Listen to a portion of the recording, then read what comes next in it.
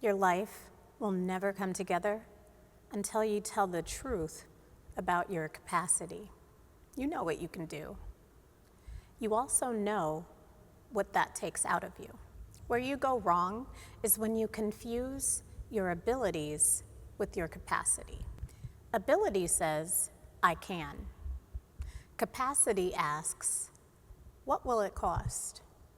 Here's the order most people get wrong. You give until you're empty, then try to find your capacity in the fumes. That never works. What does work is make room for your wholeness first. Your capacity flows from there. But you've had it backwards, haven't you? So listen up. God wants you well. God has a plan for you to get there. And every time you choose something else over your healing, God grieves what it costs you. And if you don't believe me, at least believe Jesus. Think of Mary and Martha as the archetypes of capacity. Martha's ability, I can do it all, and Mary's capacity, I'll choose the one thing first. In their story, it all needed doing. The only question was the order. Mary went to Jesus first. He had something to tell her, and she listened first. Martha chose the work first. Jesus mattered to her, of course he did. She just put him after everything else.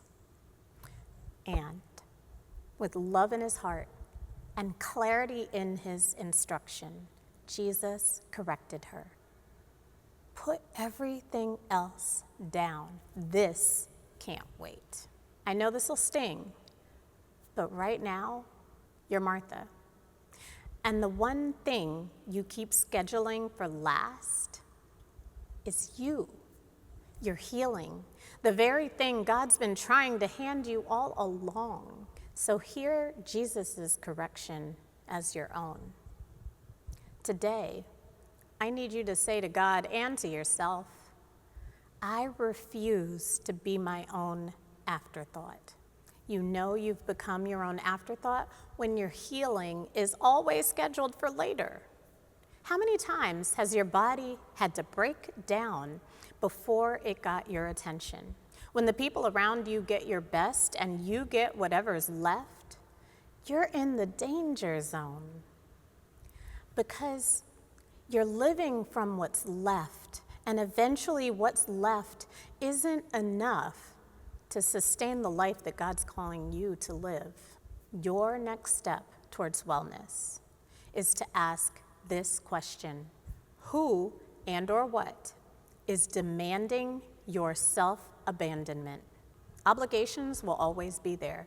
Don't let them distract you from you being well.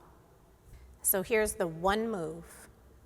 Protect a single practice that brings you back to yourself and put it on the calendar as the one appointment that can't be moved.